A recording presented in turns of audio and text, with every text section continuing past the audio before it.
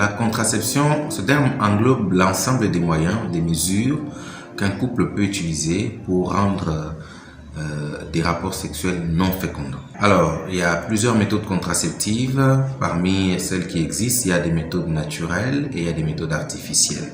Les méthodes naturelles font généralement référence à l'abstinence, que ce soit pour les adolescents et jeunes ou comme les couples, tout part de l'abstinence. Et ça peut être une abstinence périodique pour des femmes qui sont en couple, une abstinence périodique pour éviter de faire des rapports sexuels pendant les jours où la fertilité, pendant les jours de fertilité, selon leur cycle menstruel.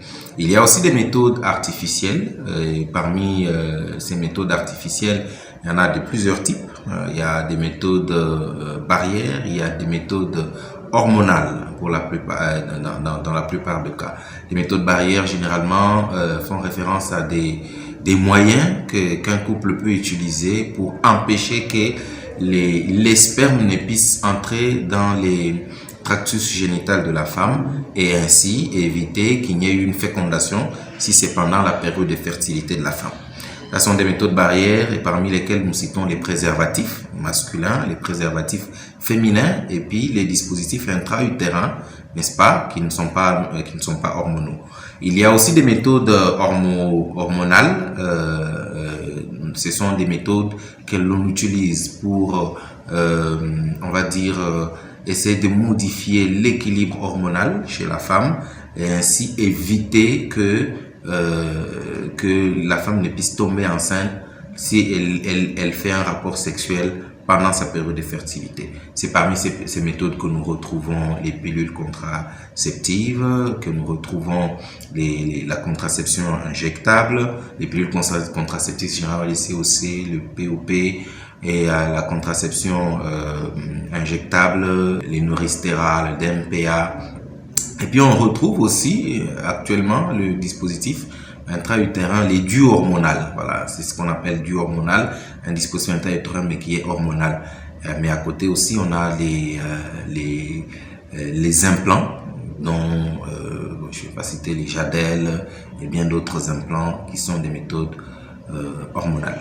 Inconvénient, je ne dirais pas forcément, mais on peut dire effet secondaire. C'est comme tout produit, peu importe le produit qu'on prend. Même si c'est le simple paracétamol, il y a des gens qui peuvent réagir. Ce sont des effets secondaires, donc des effets qu'on ne peut pas forcément prédire. Donc toutes les méthodes peuvent avoir des effets secondaires. Il y en a d'autres qui peuvent faire des sortes de saignements, mais ce sont des effets secondaires qui peuvent être pris en charge en milieu hospitalier sans problème. C'est-à-dire que les prestataires de santé sont formés à prendre en charge ces différents effets secondaires, quelle que soit la méthode qui est utilisée.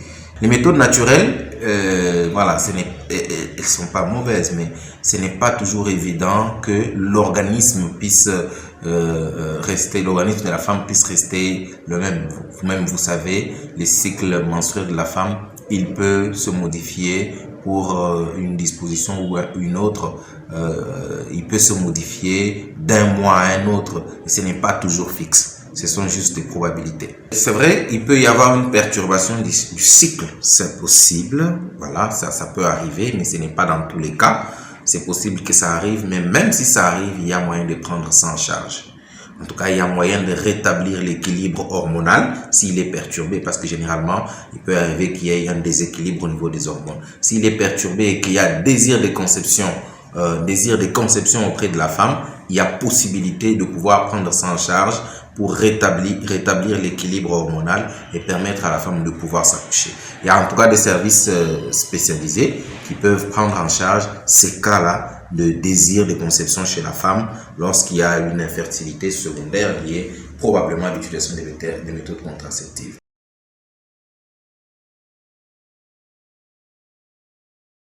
La contraception, franchement, on va dire que la contraception offre beaucoup d'avantages. Ce sont des avantages qui sont liés à la femme elle-même, qui sont liés au couple, à la famille, à la communauté et pourquoi pas à tout le pays. C'est très avantageux pour une femme d'utiliser une contraception pour s'assurer qu'elle peut pouvoir espacer les naissances et pouvoir assumer son plein potentiel. Ça, c'est très important. La femme n'est pas là seulement pour accoucher, pour s'accoucher. Elle doit aussi assumer son plein potentiel, utiliser, n'est-ce pas, ce qu'elle a en tête comme intelligence pour contribuer au développement des communautés. Ça permet à la femme de s'épanouir. Le fait d'espacer les naissances donne à la femme du temps pour faire autre chose qui n'est pas lié à la maternité. Et ça, c'est très important. Et pour une femme qui travaille, qui peut s'épanouir autrement, voilà, ça peut être une autre occupation professionnelle, le couple sera heureux parce que l'homme pourra être aidé d'une manière ou d'une autre par rapport à certaines tâches. Et c'est un partage de charges au niveau de la famille. Et les enfants même qui seront là pourront vivre d'une manière aisée. Ça permet au couple d'économiser, ça permet au couple de pouvoir réaliser certains projets. Donc je pense que c'est très important. Et dans ce cas-là, si vous imaginez une femme plusieurs femmes qui peuvent avoir accès à la contraception de cette façon, c'est-à-dire que la communauté, si elles vivent en communauté, elles vont contribuer au développement des différentes communautés. Et voilà, c'est tout le pays qui pourra se développer. Et voilà, la contraception assure un avantage global, en tout cas depuis la cellule familiale jusqu'à tout le pays et au monde entier. L'ABFND, comme on l'a toujours dit, c'est une organisation pionnière en matière de planification familiale dans le pays. Ça fait 50 ans, ça va faire 50 ans d'ici 2023 que nous travaillons en matière de planification familiale et de naissance désirable. Nous continuons la lutte aujourd'hui pour assurer au moins que les femmes de la RDC peuvent avoir accès à une contraception. Parce qu'en réalité, aujourd'hui, il y a plus de 28% des femmes qui ont des besoins non satisfaits en planification familiale à travers le pays. Et nous battons aux côtés des différents autres partenaires pour nous assurer que tous les besoins en planification familiale sont pris en compte et que chaque femme qui a besoin d'une méthode contraceptive peut avoir accès à cela. C'est ainsi que nous continuons, n'est-ce pas, à ce combat à travers notamment le plaidoyer. Nous faisons un plaidoyer tant au niveau institutionnel qu'au niveau communautaire pour s'assurer que au niveau institutionnel, les institutions prennent en compte les besoins en matière de planification familiale et que ces besoins sont exactement exécutés, n'est-ce pas, dans les budgets de l'État, par exemple. Et au niveau, n'est-ce pas, communautaire, s'assurer que les différents leaders communautaires comprennent l'importance de la planification familiale et peuvent être des ambassadeurs de la planification familiale. Nous continuons aussi avec l'offre de services à travers le pays. Nous avons nous-mêmes déjà des cliniques, n'est-ce pas, 6 cliniques à travers le pays, et puis plus de 300 cliniques partenaires avec lesquelles nous travaillons pour nous assurer que les femmes peuvent avoir accès à la contraception. Et ce que nous faisons généralement, c'est un renforcement de capacité des différents prestataires, s'assurer qu'ils ont tous les outils nécessaires pour pouvoir offrir de la planification, les soins en matière de planification familiale aux femmes. Et bien sûr, nous agissons aussi au niveau de l'information, l'éducation et communication pour sensibiliser la communauté, sensibiliser les jeunes même pour que voilà les aspects de planification familiale puissent être déjà dans leur tête. Nous avons mis en place des cliniques, voilà, des cliniques mobiles pour s'assurer qu'on peut retrouver les femmes dans leur lieu de vie, dans leur milieu de vie et leur offrir des soins de santé et la reproduction.